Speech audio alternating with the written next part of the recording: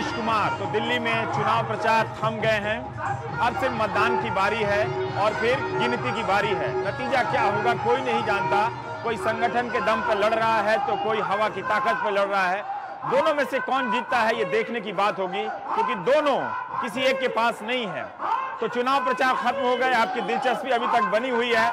मुझे पता है कि रातों को नींद नहीं आ रही है, दिन में चैन नहीं है, बात पच नहीं रही है कि कौन जीतेगा कैसे पता चले। लेकिन इस आखिरी दिन में हम प्रयास करेंगे कि जो 3 सभाएं हुई हैं 3 दलों की अपने सहयोगी संवाददाताओं के साथ भी, उनमें किस तरह का रुख रहा है। तो हम आए हैं ओखला में, ये ओखला विधानसभा दिल्ली का हिस्सा है। तो आप देखिए कि इस हिस्से से वर्ल्ड क्लास सिटी की बात हो रही है, दुनिया में नेता के धाक जमने की बात हो रही है। लेकिन इन मोहल्लों में आकर पता चला कि लोगों के घर में शौचालय तो है पर सीवर लाइन नहीं है। एक दिन जरूर ये सब वर्ल्ड क्लास में बदल जाएंगे। यहाँ इस वक्त बीजेपी के राष्ट्रीय अध्यक्ष अमित शाह आ रहे हैं। अमित शाह की सभा है और हम देखेंगे किस तरह की ये ओखला में जो ये सभा हो रही है वहाँ किस तरह की ये बातें कर रहे हैं, किस तरह की प्रतिक्रिया रहती है लोगों की उनकी बातों को लेकर, ये सब हम देखेंगे और बाकी नेताओं के बारे में भी आपको दिखाएंगे प्राइम टाइम में।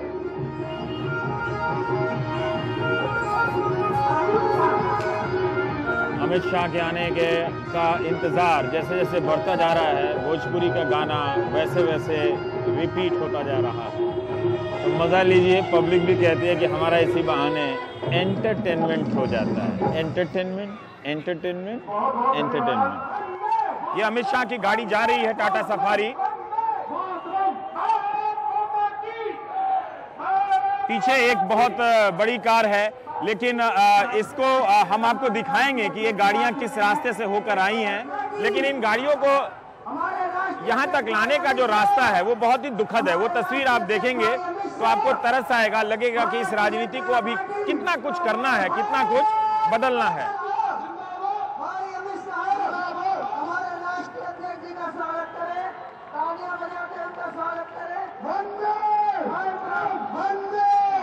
ये दिल्ली का हिस्सा है ओखला, लेकिन एक नाला है, उस पर सकरा सा पुल है। बीजेपी के ही कार्यकर्ता खुद कह रहे थे कि आइए आप इसे शूट कीजिए और दिखाइए कि हम किन रास्तों से होकर गुजर रहे हैं, इस इलाके के लोग कितनी तकलीफ में हैं। तो ये समझना होगा कि राजनीति जब मंच पर पहुंचती है तो सिर्फ और सिर्फ गरीबी की बात करती है, लेकिन मंच तक पहुंचने का जो उसका रास्ता है, जो साधन है, वो गरीब वाला नहीं।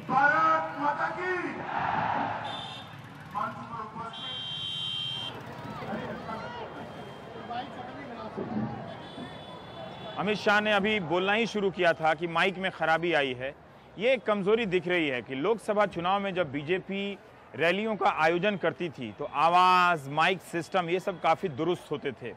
मगर हमने कल भी देखा दिल्ली में और आज भी देख रहे हैं कि अमित शाह ने बोलने से पहले कई बार अपने माइक को ठीक करने का प्रयास किया। तो ये सब व्यवस्था में भी कुछ कुछ कमजोरियां इस बार देखने को मिल रही हैं। यूपीए की सरकार की तब 10 साल के अंदर कभी पेट्रोल और डीजल के दाम कम हुए थे बता दिया। अरे जोर से पीछे वाले हुए थे क्या? 8 महीने के अंदर भारतीय जनता पार्टी सरकार ने 12 बार पेट्रोल और डीजल के दाम दरअसल अमित शाह अपनी इस सभा में महंगाई, थोक सूचकांक और जीडीपी की बात कर रहे हैं। लेकिन आप इस जगह की भी एक कल्पना कीजिए कि ये वो जगह है जिसका हिस्सा हम आपको इस रिपोर्ट में दिखाएंगे। यहाँ पर पक्के मकान तो है, लेकिन ज़्यादातर घरों में शौचालय नहीं है क्योंकि वहाँ सीवर नहीं है, पीने का पानी साफ नहीं है। ऐसी जगह में वर्ल्ड क्लास सिटी का सपना या फिर जीडीपी के स्तर पर भारत का किसी विशेष रूप से प्रदर्शन कर जाना कितना लोगों के बीच पहुँचता होगा, मुझे इसका अंदाज़ा नहीं है। मगर ये बात मुझे अजीब लग रही है कि कैसे लोग जो इस सभा में मौजूद हैं, जो अपनी दिहाड़ी, रोज़ की दिहाड़ी के लिए जीते मरते होंगे, वो जीडीपी के प्रतिशतों को या महंगाई सूचकांक के प्रतिशतों को राजनीतिक शब्दावली में या अपनी समझदारी का कितना हिस्सा बना पाते होंगे। कांग्रेस के बड़े नेता हैं, वो भाषण में पूछ रहे थे कि कश्मीर की सरहद पर पहले भी गोलीबारी होती थी और आज भी गोलीबारी होती है, क्या फर्क पड़ जाए? राहुल बाबा, आपको फर्क नहीं मालूम पड़ेगा। क्योंकि आपकी आंखों पर इटालियन चश्मा चढ़ा हुआ है, आपको फर्क नहीं पड़ेगा। मैं बताता हूं क्या फर्क पड़ा है। जब सोनिया मनमोहन की सरकार थी और सरहद पर गोलीबारी होती थी, तो गोलीबारी की शुरुआत पाकिस्तान की फौज से और उसकी समाप्ति भी पाकिस्तान की फौज से। और आज नरेंद्र मोदी के शासन में, मोदी जी जब प्रधानमंत्री है, भारतीय जनता पार्टी की सरकार है, तब गोलीबारी तो आज भी होती है। उसकी शुरुआत भी पाकिस्तान की फौज ही करती है, मगर उसकी समाप्ति हिंदुस्तान की फौज से। प्रिया, जो अमित शाह का भाषण है वो जंगपुरा में भी उनका भाषण राहुल गांधी पे था, फिर महंगाई दर जीडीपी पर था, और फिर नरेंद्र मोदी की विदेश यात्राओं और विदेश नीति को लेकर जो उनकी चर्चा है, जो संबंधों में बदलाव का और अच्छा प्रदर्शन करने का, उसका भी यहाँ पर जिक्र कर रहे हैं। लेकिन आपको इस जगह की समस्या, दिल्ली की बातें सुनाई दी? रवीश, ये सब जैसे कि हम लोकसभा इलेक्शन से पहले हम देखते आ रहे थे कि नरेंद्र मोदी के भाषणों में बहुत दम होता था, लोग सुनते थे कि वो गुजरात में उन्होंने ये करके आए हैं तो यहाँ पर इस तरीके से कर देंगे देश में। लेकिन जब हम अमित शाह का आज सुन रहे हैं, आज भाषण, चाहे आप नरेंद्र मोदी का भी ले लीजिए, चाहे आप अमित शाह का ले लीजिए, वो कोई भी यहाँ की जो प्रॉब्लम है, यहाँ की जो समस्या है इस एरिया की या दिल्ली की जो समस्या है, उसके ऊपर वो बात नहीं कर रहे हैं, ना ही वो ये बता रहे हैं कि वो क्या कर देंगे।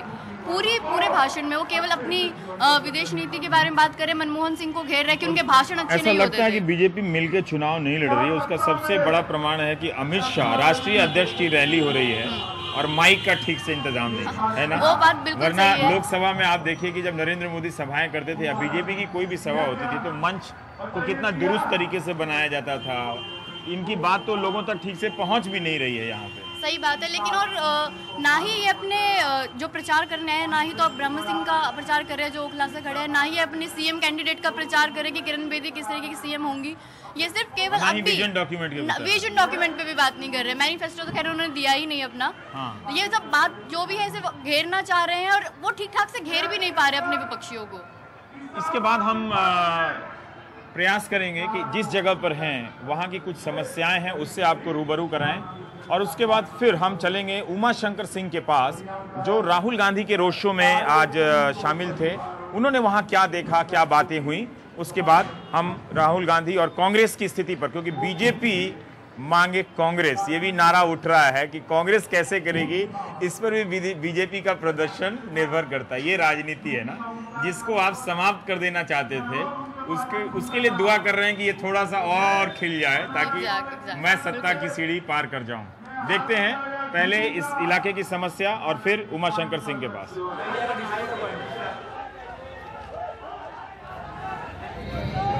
ये बड़ी बड़ी महंगी गाड़ियां हैं, देखिए इस ब्रांडेड कार है, यहाँ पे चल रही हैं, लेकिन रास्ता नहीं है इन लोगों के पास। किस तरह से आम आदमी पार्टी के कार्यकर्ता भी गलियों में लोगों के नंबर अपने रजिस्टर पे नोट कर रहे हैं, ताकि मतदान के दिन किसी तरह की गड़बड़ी की कोई सूचना हो तो उस पर वो अपनी तुरंत एक तैयारी, अपना जवाब भेज सकें। ये देखो, ये है यहाँ, ये यहाँ देखिए सर आप, ये क्या हमेशा रहता है यहाँ पे? हमेशा हर दूसरे दिन ये निकल जाएगा, ये वाला सालों से हमेशा पूरा आता है। नहीं, मुझे एक बात बताइए कि आप लोग जब यहाँ के नागरिक हैं और पानी कह रहे हैं पानी गंदा आता है, पानी दिखाई जरा कहाँ गंदा आता है? पानी दिखाता हूँ मैं अभी आपको, एक मिनट आइए इधर से। यहाँ पे आप समस्या देखिए, ये देखिए पानी भरने से इसकी हालत देखिएगा इनकी। एक गिलास ला के दिए अंदर से, अभी दिख जाए। अगर इस गिलास पानी को कोई पी सकता है तो मेरे को पी के दिखा दीजिए आप। इतने सारे लोगों में इसकी स्मेल से अगर आपको मरी हुई मछली की बदबू आती है, सब पूरी पी के देखिए आप। बहुत खराब है, पी के देखिए। 15 साल से हम इस पानी को पी रहे हैं, 15 साल से इस पानी को पी रहे हैं। पानी के लिए कोई टैंकर भी नहीं आता है। गरीब लोग हैं, लेबर क्लास लोग हैं। एक से मेरा एक सवाल है, आप 15 साल से पी रहे हैं जी, सब पार्टी के नेता को देख रहे हैं, ठीक है, नेता लोग भी आपको देख रहे हैं। मैं ये जानना चाहता हूँ कि ऐसा तो नहीं है कोई नेता यहाँ नहीं आता होगा, तो आप लोगों ने कोई समस्या का समाधान को लेके क्या किया? मैं आपकी भी भूमिका जानना चाहता हूँ। आसिफ मोहम्मद खान साहब यहाँ से जीते थे, हाँ, ठीक है जी। किस पार्टी के?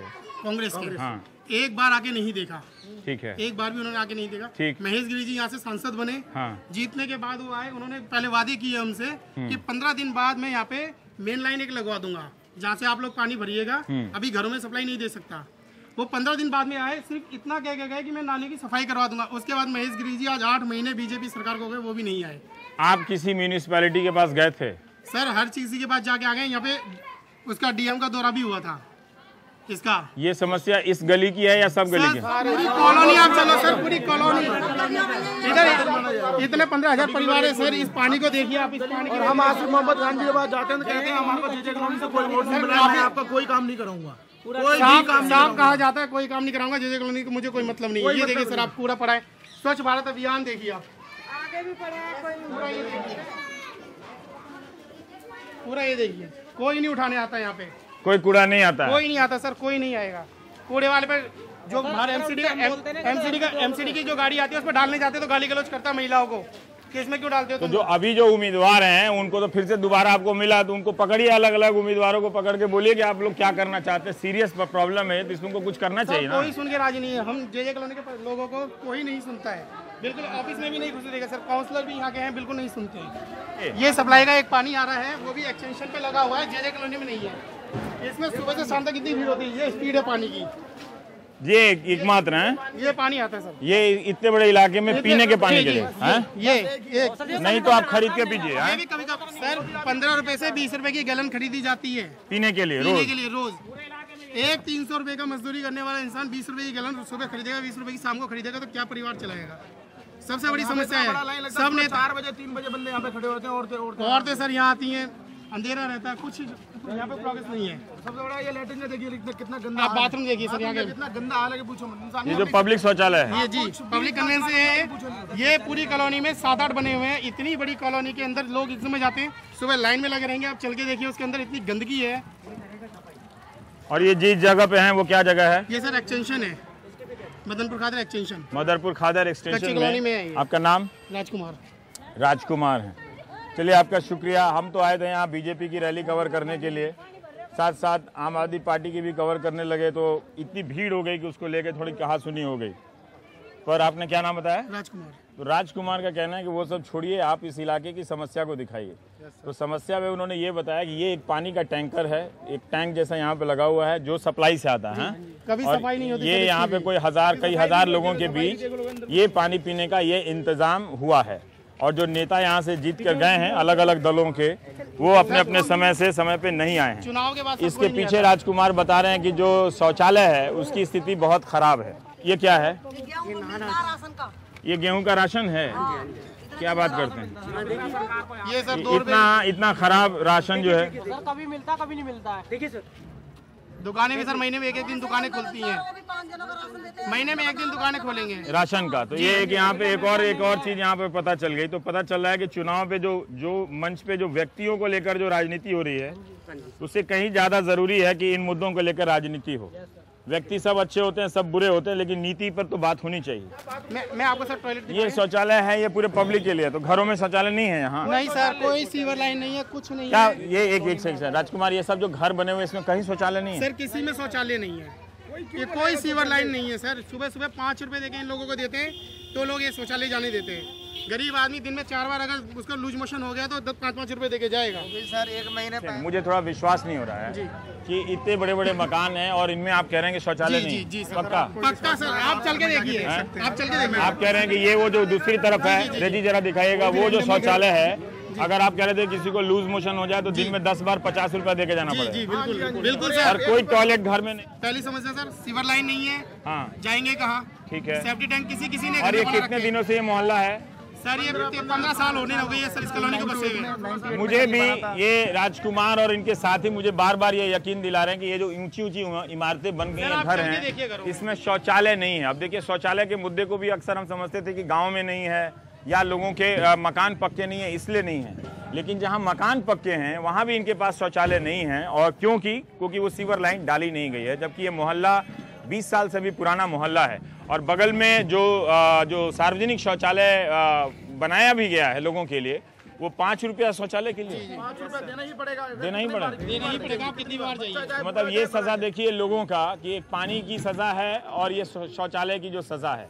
तो ये जो मुद्दे हैं राजनीति, चुनाव, अगर इन्हीं मुद्दों तक सीमित रहे बहुत ज्यादा व्यक्ति के आधार पर पोस्टर में व्यक्तियों को चमकाने की बजाय समस्या का तो पता नहीं चलता है, समाधान आपको नारे की शक्ल में जरूर आ जाते हैं। पर ये दर्दनाक है कि इतने बड़े बड़े घर हैं लेकिन इन घरों में कहीं कोई शौचालय नहीं है और स्त्री पुरुष दोनों को, बच्चों को भी रात बिरात, हाँ रात बिरात भी आपको ये इसमें जाना पड़ता है। 11 बजे ये शौचालय रात को बंद हो जाता है। रात को अगर किसी महिला किसी पुरुष को लाइटिंग लगे तो बेचारा जंगलों में जाएगा। इनमें कोई भी अपनी ठेकेदारी की मनमानी है, इनमें मनमानी है, कहीं नहीं जा सकते। इन्होंने पूरी मनमानी बनाई हुई है। एक बात बताइए कि आपके वोट से कोई जीतता है कोई हारता है, ठीक है, इतने लाचार आप लोग क्यों हैं? सर क्यों नहीं बदलवा पाते? इस कॉलोनी की तरफ मैंने कोई मंत्री से एकदम सड़क पे आ सकता है कोई?